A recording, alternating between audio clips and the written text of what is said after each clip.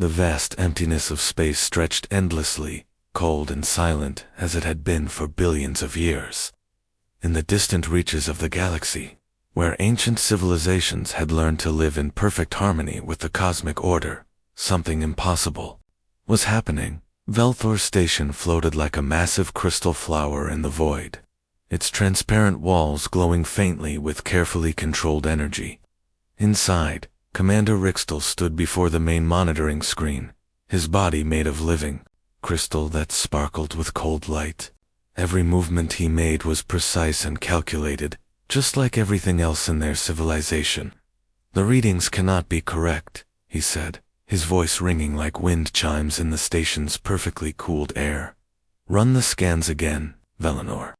The chief energy analyst moved closer to the console. Her body was not solid like Rixtel's crystal form, but made of flowing gas that shifted between blue and purple colors. She had been studying energy patterns for over 300 years, and nothing had ever shocked her like this. "Commander, I have run the scans 17 times, she replied, her gaseous form trembling slightly. "The thermal waste readings from Grid Sector 7 Alpha are beyond anything in our records. Something in that system is burning energy at levels that should not be possible." Around them, other station workers moved quietly through the halls. Some were crystalline beings like Rixtel, others were gas creatures like Velinor, and a few were made of living metal with circuits for blood. Despite their different forms, they all shared one thing in common. They lived in cold, controlled environments where every bit of energy was carefully saved and used only when necessary. For 50,000 years, the galactic civilizations had followed the sacred laws of conservation. Energy was precious. Heat was dangerous. Waste was the greatest sin. Their cities were kept just warm enough for survival. Their ships used the minimum power needed to function, and their entire way of life was built around using as little energy as possible. "Show me the source," Rixtel commanded. The main screen changed, displaying a small yellow star that looked ordinary in every way. But the readings coming from the third planet in that system were anything but ordinary. The energy signatures were wild and chaotic, showing massive amounts of heat being produced and then simply thrown away into space. "It makes no sense," whispered Tissera, a metal-bodied engineer who had joined them at the console. "No intelligent species would waste energy like this. It goes against every natural law of survival." Velinor's gaseous form rippled with worry. "The thermal output suggests they are actually burning their planet's stored energy reserves. Fossil fuels, we think. And they are doing it not for survival, but for comfort. The heat signatures show they are warming entire buildings just so the creatures inside feel better." "Impossible," Rixtel said again, but his crystal body had grown dimmer with concern. "Contact the Galactic Conservation Council immediately. If these readings are true, we are dealing with the most dangerous species the galaxy has ever known." Far away from Velthar Station, completely unaware that they were being watched, Commander Yoon Jiho walked through the warm corridors of his ship. The exploration vessel Soul's Pride was humanity's newest deep space craft, built for long missions beyond the solar system. Unlike the alien ships that would soon seek them out, every inch of Soul's Pride was heated to a comfortable temperature. Jiho stopped at the observation deck, where his crew often gathered to look out at the stars. Engineer Park Mina was there, drinking hot coffee from a steaming mug while checking her tablet. Navigator Kim Taiho sat nearby, eating warm soup from the ship's kitchen. "How are the engines running, Mina?" Jiho asked, settling into a comfortable chair that was warmed by the ship's heating system. "Running hot and strong, Commander," she replied with a smile. "The fusion cores are operating at full capacity. We have enough power to keep the ship warm and well lit for the next 5 years. Easy." Taiho looked up from his soup. "It is hard to believe our ancestors once lived in caves and had to make fires just to stay warm. Now we carry our own star with us wherever we go." Through the observation deck's large windows, they could see Earth in the distance. The planet glowed like a jewel against the black of space, its cities creating bright patches of light that could be seen from millions of miles away. Street lamps, house lights, neon signs, and countless other sources of illumination made Earth shine like a beacon in the darkness. None of the humans realized that this beautiful sight was causing panic among alien civilizations across the galaxy. To them, Earth looked like a planet on fire, burning energy with reckless abandon. The heat signatures from just one human city were greater than the total energy output of entire alien worlds. Back on Velthor Station, emergency messages were being sent to every major civilization.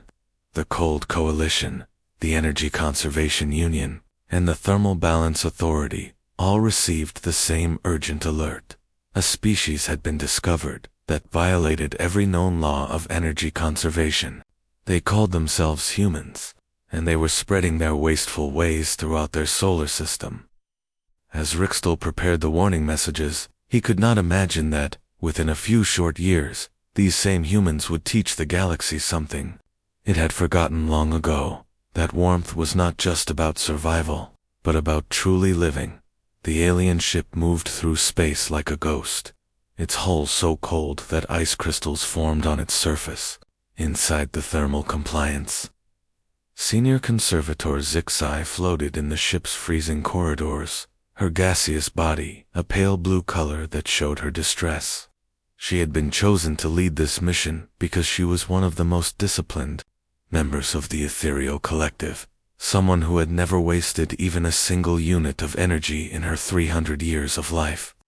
Navigator Threnka, report, she commanded, her voice like a whisper of cold wind. Threnka's gaseous form shifted nervously as she studied the readings. Senior Conservator, the energy waste is even worse than we thought. These humans are not just burning fossil fuels. They have split the atom itself and use it to power their cities and their ships. Their ships carry miniature stars inside them. Miniature stars. Zixai could barely believe what she was hearing. You mean they have created controlled fusion reactions? Yes, but not for survival purposes. They use this incredible power to heat their living spaces, to create light for pleasure, and to move their vessels at speeds that waste enormous amounts of energy. They even have devices in their homes that use fusion power just to keep their food cold. As the thermal compliance approached Earth, the alien crew watched in horror and fascination. The planet blazed with lights that never turned off. Cities stretched across entire continents, each one burning more energy in a single day than most alien worlds used in a year. The humans had covered their planet with a network of lights so bright that the natural darkness of space was pushed back for thousands of miles. They have turned their entire world into a thermal beacon, whispered Engineering Officer Kixmar. How do they have any resources left? Far below them, Captain Lee Doyen stood on the bridge of the Earth Defense Corps vessel Bizen Guardian. He was a tall man with kind eyes, who had spent 10 years defending Earth's shipping lanes from pirates and asteroids. Today, he was about to make history by meeting the first alien visitors to human space. Communications Officer Jung Hyori, are you receiving their transmission clearly? He asked. Jung Hyori adjusted her headset and nodded. Yes, Captain. They are speaking perfect Korean, though their translator seems to be having trouble with some of our words, especially words related to warmth and comfort. Science Advisor Dr. Choi Junho looked up from his instruments with a puzzled expression. Captain, their ship is incredibly cold. The thermal readings show temperatures close to absolute zero throughout their vessel. How can living beings survive in such conditions? Perhaps they evolved in a very different environment than we did, Captain Lee replied. Let us welcome them properly. Make sure the docking bay is heated to normal temperature. We do not want our guests to be uncomfortable. When the airlocks finally connected and the alien delegation prepared to board the human ship, none of them were prepared for what would happen next. Zixai had spent days preparing for this moment, studying what little information they had about humans and planning how to convince them to stop their wasteful ways. The airlock door opened, and Zixai stepped through into the human ship. The moment her gaseous form entered the heated corridor, something extraordinary happened. For the first time in her long life, she felt true warmth, not the carefully controlled, minimum necessary warmth that her people used for survival, but generous, abundant warmth that seemed to flow from every surface around her. Her blue gaseous form began to glow with colors she had never seen before. Purple and gold swirled through her being as the warmth penetrated every part of her existence. The sensation was so overwhelming that she nearly lost her ability to maintain her form. "This is ... she whispered, her voice filled with wonder. "I never knew, I never imagined ... Captain Lee stepped forward with a welcoming smile. "Greetings, honored visitors. Welcome aboard the Busan Guardian. I hope you find our ship comfortable." Behind Zixai, the other members of her delegation were experiencing the same transformation. Navigator Threnka's normally pale form was now glowing with warm pink light, and she was making small sounds of joy that her species had not made for thousands of years. "Comfortable." Zixai repeated the word as if she had never heard it before. "Is this what you call comfort?" Communications Officer Jung Hyori approached with a friendly expression. She was wearing the standard Earth Defense Corps uniform, which was designed to keep humans comfortable in any environment. To the aliens, the very idea that clothing could be designed for comfort rather than just protection was revolutionary. "Would you like some hot coffee?" Jung Hyori offered, holding up a steaming cup. "Or perhaps some hot tea. We have many warm drinks that might help you feel more welcome." The concept of hot drinks consumed purely for pleasure was so alien to Z that she could barely process it. Her people consumed nutrition when necessary, and nothing more. The idea of drinking something warm simply because it felt good was beyond her understanding. But as she stood in those heated corridors, surrounded by humans who seemed to radiate warmth and kindness, she began to understand that she was not just experiencing a different temperature. She was experiencing a completely different way of living. For the first time in 50,000 years of galactic civilization, someone was about to discover that survival and truly living were not the same thing. The emergency meeting on Vel Prime had been called in the middle of the night cycle, when the ancient crystal city was at its coldest and most energy. High Conservator Mixven stood at the center of the great chamber, his crystalline body crackling with barely controlled anger. Around him, representatives from dozens of alien species sat in perfectly temperature-controlled seats, their forms rigid with the discipline of 50,000 years of energy conservation. "The reports are undeniable," Mixvan announced, his voice echoing through the cold chamber.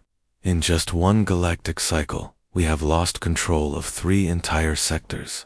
Species that have followed the sacred laws of conservation for millennia are abandoning their thermal discipline. They are seeking out human colonies, like addicts seeking their next dose of poison."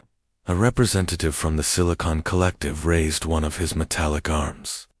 "High Conservator, surely you exaggerate. A few isolated incidents of thermal indulgence cannot threaten our entire way of life." Mixven's crystal form flashed brighter with fury. "Isolated incidents. The ethereal station at Proxima 7 has increased its energy consumption by 800%. The Zephyrian mining colonies in the Outer Rim are now heating their workers' quarters to human comfort levels. Even some of our own crystal guards have been found secretly warming their meditation chambers." The chamber fell silent as the terrible truth sank in. The humans had not conquered through force or superior technology. They had done something far more dangerous. They had shown other species what it felt like to be truly comfortable. On the human colony world of New Daegu, something miraculous was taking place in the newly constructed thermal gardens. The massive domed structures were kept at a constant 22 degrees Celsius, with soft lighting that mimicked Earth's sun and carefully controlled humidity that made every breath feel like a gift. Dr. Yang So Yang walked through the main garden, with her colleague Dr. Park Woojin, marveling at what they had created together with their alien partners. All around them, beings from different species experienced warmth for the first time in their lives. The results are beyond anything we predicted, Dr. Yang said, checking her tablet. Look at this data on the Zephyrian crystals. When they are kept at human comfort temperatures, their natural harmonic frequencies increase dramatically. They are not just surviving in the warmth, they are becoming more than they ever were in the cold. Near a warm pond in the center of the garden, a being who had once been known as Kindar sat peacefully beside a human engineer named Lim Minsu. Kindar had chosen the human name Kang Doyan after spending his first week in the thermal gardens. His gaseous form, once a pale blue color that showed his ethereal heritage, now glowed with warm gold and orange hues. I spent 300 years as a warrior, Kang Doyan said to his human friend. I thought I knew what strength was, but I was wrong. True strength is not enduring the cold. True strength is allowing yourself to feel warmth and joy. Lim Minsu smiled and handed him a cup of hot tea. My grandmother used to say that sharing warmth doubles the heat but costs nothing extra. I never understood what she meant until I met beings like you, thousands of miles away on Earth, in the busy streets of Seoul's Myeongdong district. Another transformation was taking place. The being who had once been senior conservator, Zixai now, walked among humans with a new name, Kim Gi. She had learned to solidify her gaseous form into something resembling human shape, though she still glowed faintly with the warm colors she had discovered in the heated corridors of the Busan Guardian. The winter festival was in full swing around. Her strings of lights decorated every building, sending cheerful warmth into the cold night air. Food vendors sold hot soup and steaming rice cakes from carts that radiated heat. Children played in the snow while their parents watched from heated waiting areas, everyone comfortable despite the freezing temperature outside. I do not understand, Kim Gingen said to her human guide, teacher Bae Sung-hoon. Tears of pure wonder streamed down her face as she watched a family share hot chocolate beside a warming fire. All this energy, all this heat, and you just give it away freely. How do you have anything left for yourselves? Bae Sung-hoon chuckled and offered her a warm pastry from a nearby vendor. That is the secret my people learned long ago. When you share warmth, you do not lose it. You create more of it. The more we give away, the more we all have. The response from the Conservation Council was swift and harsh. Within days of the thermal garden reports reaching Velthor Prime, they declared Thermal Quarantine Protocol 7. All trade with human space was cut off. Any being found to have experienced human-level thermal comfort was declared thermally contaminated and banned from returning to their home worlds. But it was too late. The idea of warmth as a right, rather than a privilege, had spread too far to be contained. Across the galaxy, species began to make a choice that would split the known universe in two. They could remain loyal to the old ways of conservation and control, or they could follow the humans into a new age where comfort was not a sin but a gift to be shared. The thermal revolution had begun, and there was no going back to the cold. The space around Kepler 442 had become the most contested region in the galaxy. Admiral Otizian stood calmly on the bridge of his flagship Incheon, Rising, watching the massive alien dreadnoughts move toward them like predators stalking prey. These were not ordinary warships. The Cold Coalition had built them specifically to fight humans, equipped with energy siphon technology that could drain the power from any vessel in minutes. Admiral, we count 37 Coalition ships approaching, reported Fleet Engineer Seo Ji-hoon, his voice steady, despite the overwhelming odds. Their lead vessels are already beginning to target our fusion cores. Tactical Advisor Hong Yura studied her instruments with growing concern. Sir, their siphon beams are incredibly advanced. They can pull energy right out of our reactors without even touching our hulls. Our ships will be dead in space within minutes if they get a good lock on us. Admiral O nodded slowly, but there was no fear in his eyes. He had been preparing for this moment ever since the Conservation Council had declared war on human space. All ships, prepare for thermal cascade protocol. Today, we show them what happens when you try to steal fire from people who learn to make it themselves.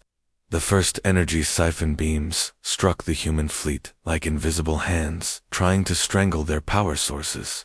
The Coalition had used this technology to defeat dozens of species over the centuries, draining their ships of power and leaving them helpless in the cold of space. But something unexpected happened when the beams hit the human vessels. Instead of weakening, the human fusion cores began to burn brighter, much brighter. "What are they doing?" gasped Commander Thykes aboard the Coalition battleship. "Perfect balance." His gaseous form rippled with confusion as he watched the human ships begin to glow like miniature stars. Our siphons should be draining their power, not feeding it.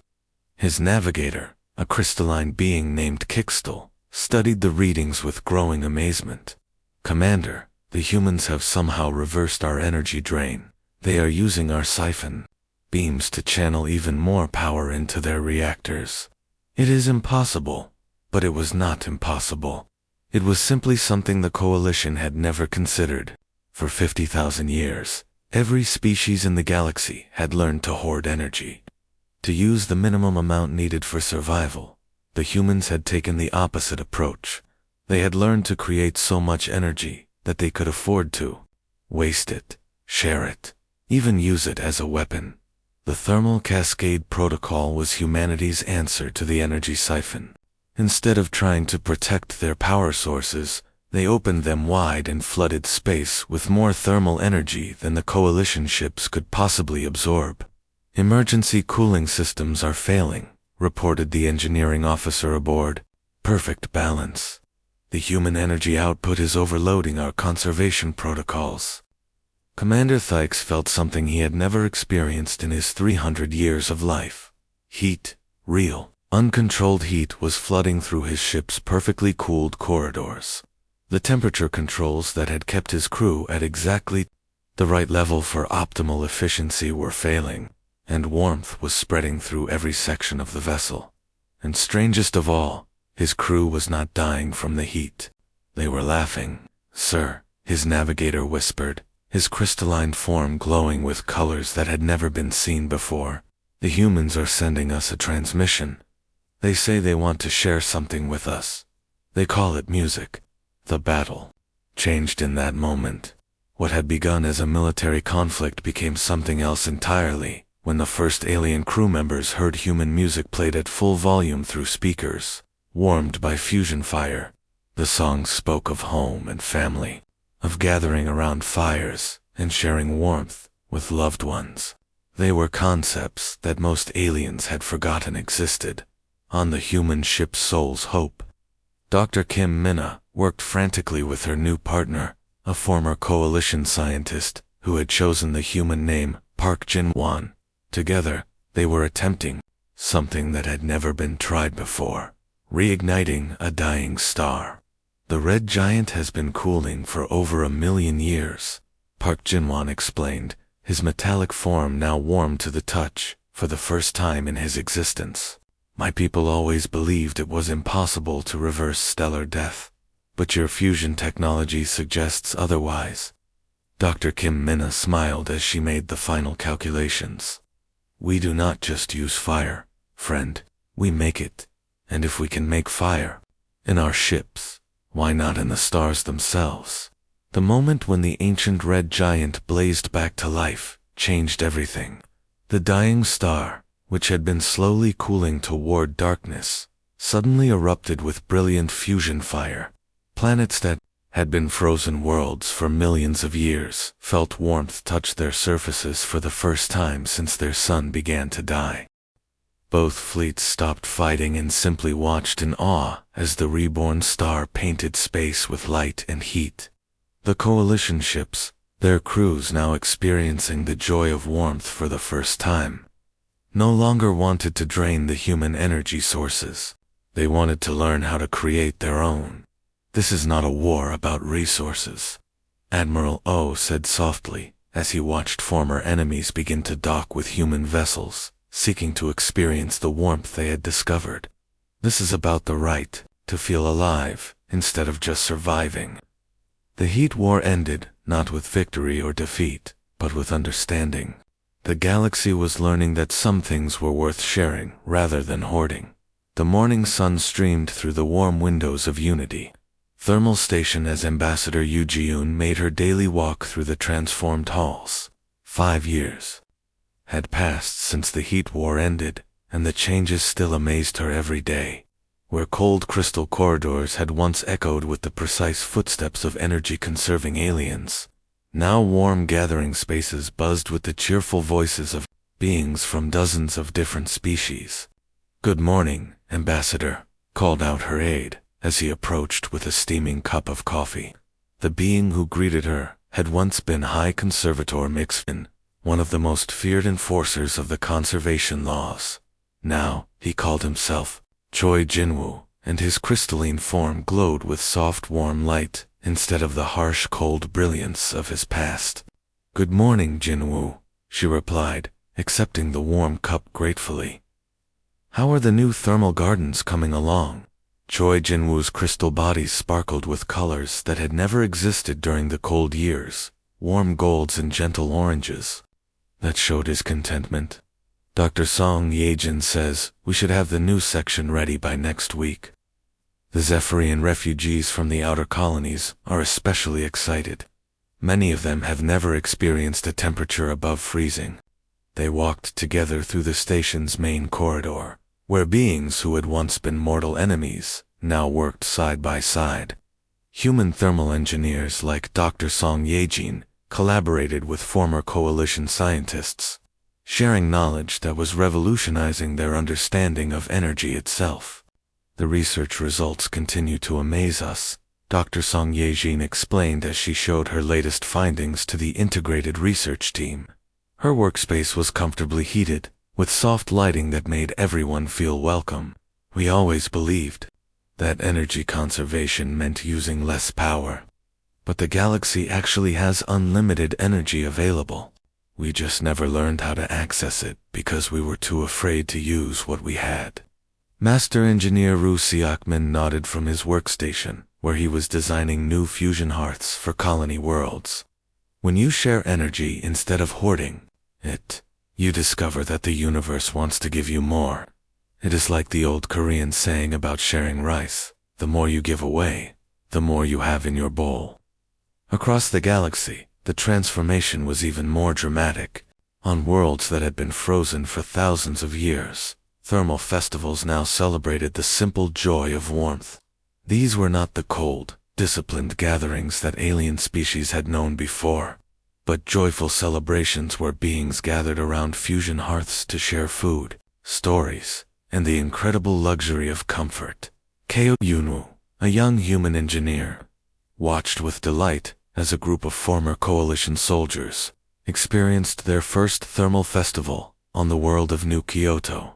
The crystalline beings who had once enforced energy rationing now danced around warm fires, their bodies glowing with colors that expressed pure happiness. "I never imagined crystals could dance," laughed his partner Jang Yubin as they watched the celebration. 6 months ago, these same beings would have arrested us for wasting energy. Now they are learning to play.